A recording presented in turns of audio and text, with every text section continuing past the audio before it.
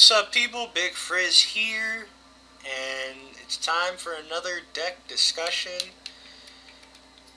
We are doing Trinity of Elements, and let me tell you, I have quite possibly the weirdest build of this deck you will ever see.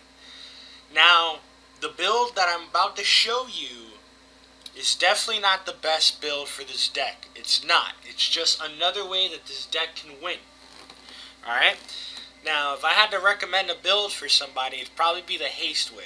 But this is the way that I run it, and the way that I run it, I find more success with. So, with that said, again, it's just a guideline.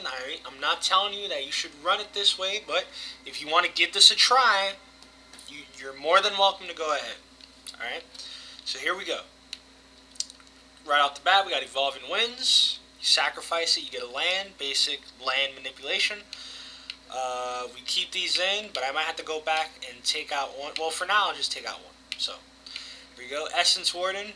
Obviously, I don't have to tell you what it does. You should know already. We'll leave this in. It's a pretty good card. And here's where it starts to get weird. Hellspark Elemental. No doubt a good card. Very good card. Trample Haste. And when paired with certain other cards, this could get in for a lot of damage. And the nerf is pretty cool too. With that said, the way that I build it, I don't need these. These don't help me win in the way that I build this deck. So with that said, we're taking all three of them out. Bear with me, okay? Rampant Growth. Obviously, this is some land fetchers. Helps you get the land. I'll just take out one of these, but leave the rest of the other two in. Rip Clan Crasher. In my playtesting, I had these out, with the special build that I have, but considering it's a dude, it's a 2/2 dude for 2. The haste is an added bonus in the way that I build it, but it's just a dude to be there. So I'll just take out one and keep the other two in. I might end up putting them back in. This card is really good. Strength in numbers. Until end of turn, target creature gains trample and +X/+X, where X is the number of attacking creatures. Guys, you can use this on defense as well when they're blocking. If they swing in with 2 guys, you can play that, and your guy will get +2/+2. So this is a good card. It's mainly for the offense when you swing in with like your Gaia's Revenge, and you want to get the damage to go through. Bam, that's what you use it for.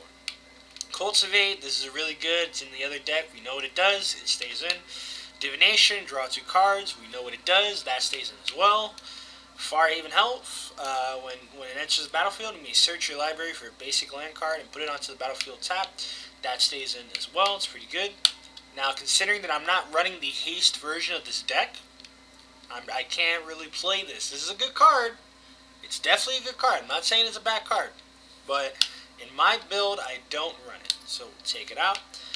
Mana War, the better Aether Adept. I mean, they're both pretty much the same, but the reason why I say it's better is because the mana cost is not as harsh. Whereas in, it doesn't. Aether Adept doesn't really hurt the blue deck because it's 2 blues. But considering this is a tricolor, that really helps. You'd rather have Mana War than Aether Adept, so they will stay in. And by the way, it's a jellyfish. It's kind of funny. Now, this guy, I'm going to get a lot of flack, but listen to me, this is the way that I run it, and considering that I'm not going to be doing a whole lot of hasty things, I'm not running Primal Force Mage. With that said, I might go back and put in one because it's a good card, but for now, he's taken out. Raging Cavu, it's a pretty good card, Flash Haste. It has Flash. I mean, people want to play it because it has haste on offense and try to swing in. I like playing it on defense against a creature that doesn't have first strike because I consider this card to be removal. It's like Incinerate for 3. So, keeping it.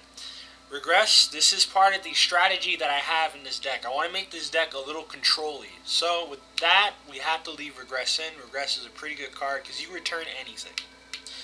Rites of Flourishing. Guys, this card, it's good if you have a right deck build. And what I mean by right deck build, I'm not talking about this video game. I'm talking about real life Magic. Okay, real life Magic. If you have the right deck build, it's pretty good. In this game, it's not good. It hurts you more than it helps you. Now, considering that I don't do the haste opportunities in this deck, gotta take that out. They're not going to help me. You know, this is a good card. This is a good card. It gets the damage in. In one turn, you can deal 15. If you have multiples of these out, this is a good card if you're running the haste build. But I'm not running the haste build, so therefore I don't need that. This card, really good. It really helps you get there with land. It really helps you get there drawing cards, and it helps you get there with dropping guys. So, you know, 2 guys for 1, or at least, you know, you could draw a card or get the Cultivate 2 or the Rampant Growth. So these 2 are pretty good. They stay. This is, you know, at first I was a little hesitant to leave this in, but the reason why I'm leaving it in is because it helps me get there. I could drop the 1/1s in defense, or I could play the 1/1s on offense and get in for 1. Either way, I usually play this for more defense. But yeah, either way, it's still pretty good. The mana requirements are a little tough, but I could still play this pretty good. Jungle Barrier. He's a good wall. You draw a card with him. 2/6, so it really stops down the Benighted decks. Benighted decks cannot swing in with this guy in because he's just going to kill all of them unless they get the indestructible guy. But still, he holds down sides. So that's what he's there for. And you can draw a card off of him, so he's pretty good. In the haste build, I usually take him out, but in this build, he stays in. Pandemonium, you know, it's a good card, but because it could hurt you as well is the reason why we take it out. Rakamar, great card. In this build, I find myself using his ability more for defense. To drop the guy, have him block whatever creature he has, and put him back in. Or to lay him, you know, during their end steps so he can come in or whatever. But it doesn't matter because it has haste, but I'd rather he be untapped for the blocks. So that guy's pretty good. He stays in. This guy is just like I was saying with Raging Kavu.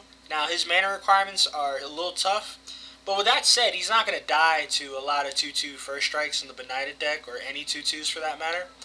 I consider him a 4-drop removal because it has flash. You can do it right before blocking step and use him to block, and that's usually how I play this card. So this stays in. These stay out, 4-drop, 3/2, haste. You know, you could probably run them in the other build, but I don't run them in here. This is probably going to get a lot of flack as well, but these 2, they both come out. First of all, they don't stay on the battlefield, so they're not going to help me in my build of this deck.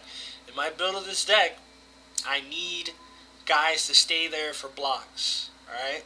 So I got to take both of these out. And as you can see, all the rest of these cards I want to keep, and here's why. This card is really good. You could play it in the haste version, but it's gonna hurt you mana-wise because you're gonna lay that down as a 5-drop. As soon as you get the 5 land, you're gonna put that down. If they kill it, you didn't even get to use it for its ability. In this build that I have, this is really good because it helps me get there. I could copy any of these big freaks here if I got enough land, which usually I do, and whatever instance you have, you copy those as well. This is really good. This card is amazing. It does a lot of good tricks, so that stays in. This here keeps you with the card advantage. Every time you cast a creature spell, you draw a card, and it's a 4/5 as well, so that's not bad. Thundermare, when Thundermare enters the battlefield, tap all other creatures. His ability is kind of overrated because they don't stay tapped. So if you play that and you have no other creatures and they have like 5 or 6, it's not GG. I mean, in the haste build, it could be. In the haste build, it could be GG if you got all the war clubs, all the primeval force mages. That works well with this. But the reason why I have him in here is because he's a big guy, 5/5. He's got haste. That's why. Warstorm Surge, great for the control. This card's really good. Everybody knows it. When you play any of these big clunky guys, you can deal a lot of damage. And I'm pretty sure he works very well with this card as well. When you copy him too, and you can deal just a ton of damage to people. Gaer's Revenge, great card. Can't be targeted by any other cards unless it's green. So it means it can't get Beast Within, which would suck. But other than that, you know, it's pretty good. Can't be countered. Haste, obviously.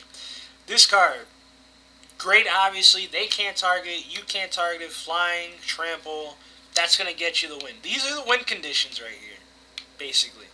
The way I run it, that means I need to have one of these cards out there to win, including this one too, Gigantomancer. Now, in the haste build, you don't run this. obviously. And in this build, it's amazing. And it's amazing because once you get him out there, it's hard to lose. It really is. Because usually when you have him out there, you probably have a bunch of other creatures. The game is at a stall, it's at a standstill. And basically what you do is you've made the game tricky now. Because when you swing in, they have to block, but their creatures are going to die. Because you're going to turn them into a 7/7 every time. So they have to block with so many creatures just to kill it. And so this right here is a definite game changer. It changes the momentum. You can swing in with a bunch of creatures, and whatever creature gets through, make it a 7/7, or make them all 7/7 so they don't die. Or if you have a guy that's blocking, you turn him into a 7/7 and it kills that creature. This is really good. So this is the way that I run it. I'm gonna go over it real quick just to make sure I have everything I want. Looks good so far. Yep. And that's how I run my Trinity of Elements. Again, very, very different strategy in running this. This is obviously a slower build, not a lot of haste in this, okay? But basically, my strategy is to get to the late game back here, to get back here and drop one of these big creatures. With that said, this build still makes it not that good of a deck. As a matter of fact, I would recommend the haste build. The haste build probably makes it a better deck. I just find myself having a easier time. It makes the game last longer when I run this build. So look at the deck stats. The mana curve's pretty ugly.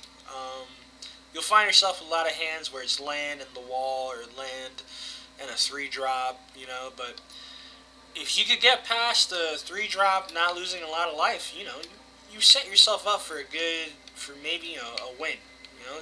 This deck still. This run, I like it. It's controlly. But that said, it's still not all that pretty good. So I'm going to stamp it. And if you guys enjoyed, you can like, comment, subscribe, do all three at the same time. I don't care. Leave a negative comment. Tell me why I'm running this stupid deck and why I set it up so badly against my favorite. Go ahead. But I do say that you guys should give this a try. So with that said, I'm Frizzy. You guys have a nice day.